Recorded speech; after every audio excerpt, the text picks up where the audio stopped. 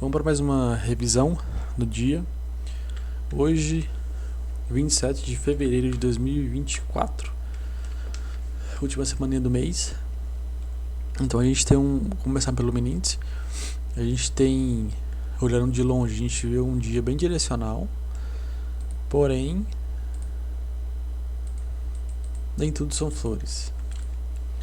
Vamos lá, a gente tem o preço abrindo em gap de alta, onde confirma essa estrutura de pivô de alta do dia anterior, onde a gente teve uma correção mais complexa aqui nessa região. O preço abriu forte gap de alta, confirmando essa estrutura. Então a gente trabalha seus alvos. Primeiro alvo, no primeiro período do dia, a gente já tem o preço rompendo esse primeiro alvo. Segundo alvo, porém, até atingir o segundo alvo nessa região, a gente tem um preço deixando um pullback em cima da sua VWAP aqui nessa região. Mas a gente tem um ótimo cenário comprador, mas dado a amplitude do gap, a gente tinha um preço sobrecomprado. Então, apesar do contexto nos entregar uma continuação na movimentação, a gente fica com o pé atrás, dado o cenário de sobrecompra. Apesar disso, a gente tem a continuidade na movimentação, onde a gente pode trabalhar o terceiro alvo desse pivô.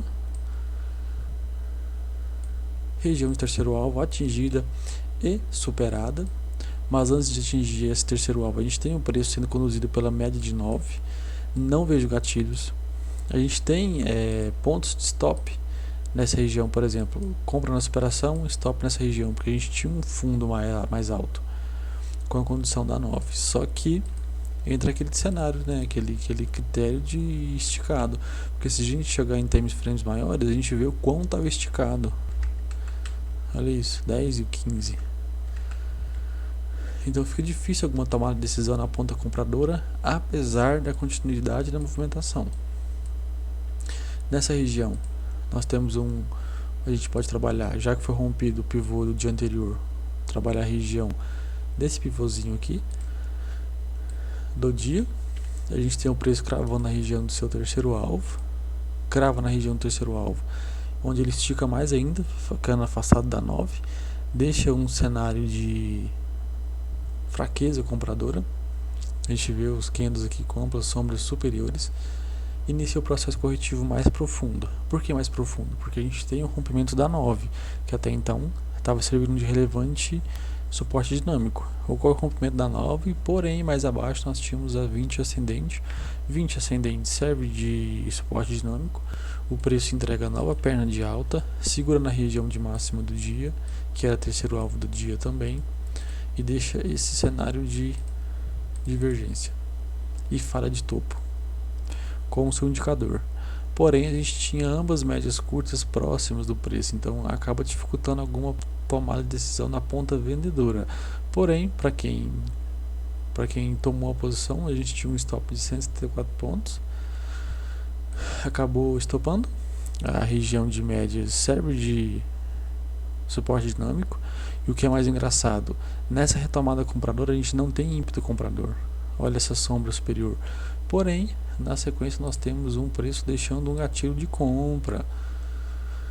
Finalmente um gatilho de compra dentro dessa movimentação. Por que um gatilho de compra?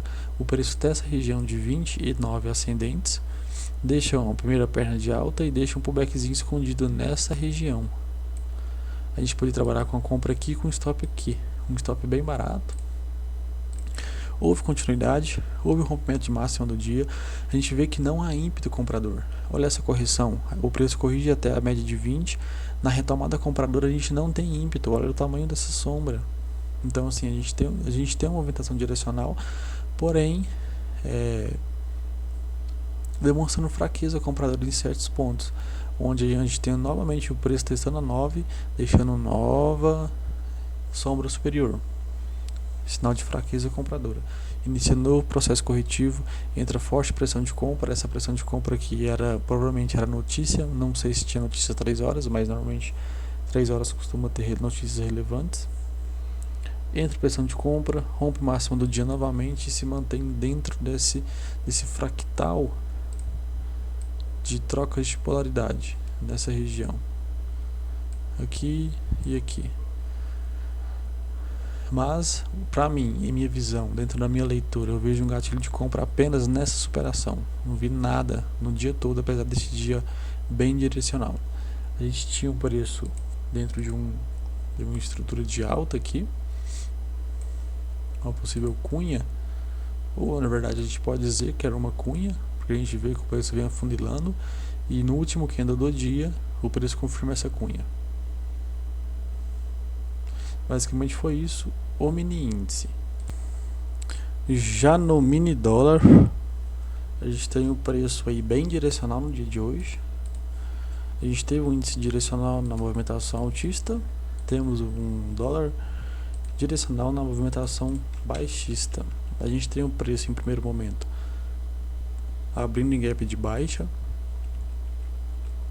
após se manter dentro desse canal de baixa, quiçá, né, a gente dizer assim, onde poderia ser uma correção dessa movimentação, uma correção mais complexa dessa movimentação altista.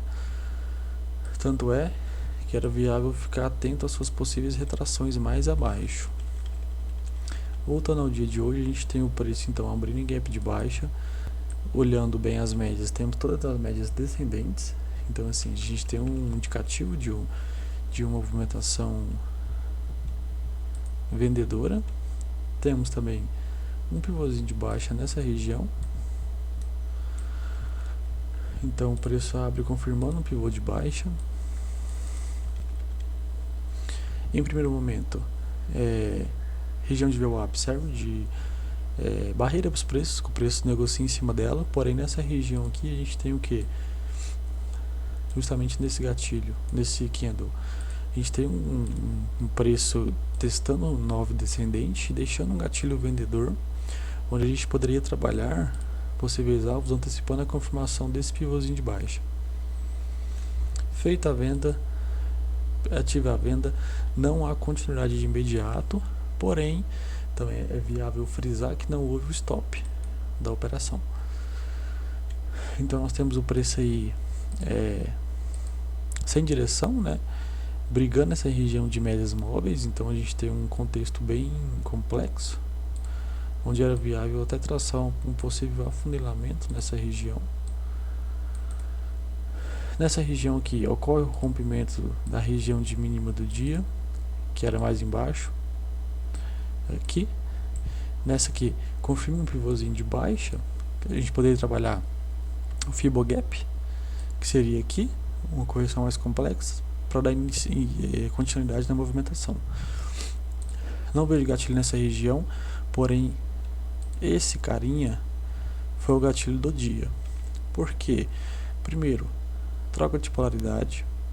A gente poderia trabalhar ainda região, essa estrutura do pivô aqui, pullback na região de cabeça do pivô, que também era troca de polaridade, ancorado pela 9 e pela VWAP e 20 descendentes mais acima.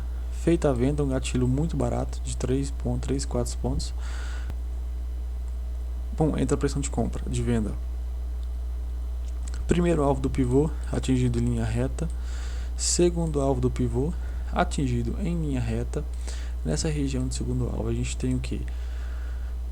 Um preço já esticado das suas médias, inclusive sua 20. A gente tem um preço deixando uma rejeição de venda com entrada de pressão de compra, mas mais divergência com estocástico em falha de fundo. A gente teve uma moderada divergência aqui nessa região. Ótimo gatilho de compra, porém a gente tem que frisar que a gente tinha as médias muito próximas ao preço, dentro de um dia com um momentum vendedor. Então assim, fica um pouco complexo tomar essa posição compradora, tanto é que a gente vê que não houve continuidade. O preço briga nessa região, formando uma lateralidade. Após o seu rompimento, a gente vê que era apenas uma correção mais complexa, em time frames maiores. Em minha visão, não tivemos gatilhos nessa região, talvez aqui na retomada de venda, porém nessa região a gente tinha que trabalhar o terceiro alvo do pivô. O terceiro alvo do pivô está mais abaixo. Se o risco retorno recompensasse, seria viável a venda, mas no 5, rompimento da lateralidade, pullback na região de troca de polaridade da própria lateralidade, ancorado pela 9, entrando pressão de venda novamente, onde o preço crava na região do terceiro alvo do pivô. Então o que a gente tem aqui? A gente tem o preço deixando essa correção mais complexa, confirma pivô de baixa, pullback na região de troca de polaridade, entra a pressão de compra, corrige a correção mais complexa e entrega a nova onda. Basicamente foi isso. Tivemos ambos ativos trabalhando em tendências, porém com as suas peculiaridades, né? Então a gente tem o preço aí não deixando muitos gatilhos em ambos ativos. Em minha visão, a gente teve um mini dólar mais técnico do que um mini índice. O mini índice, apesar da sua movimentação, a gente não teve muitos gatilhos, dado seu cenário de sobrecompra, mas o mini dólar a gente teve um dia bem técnico, onde o preço respeitou bem suas médias curtas, e basicamente foi isso. Hoje, 27 de fevereiro de 2024.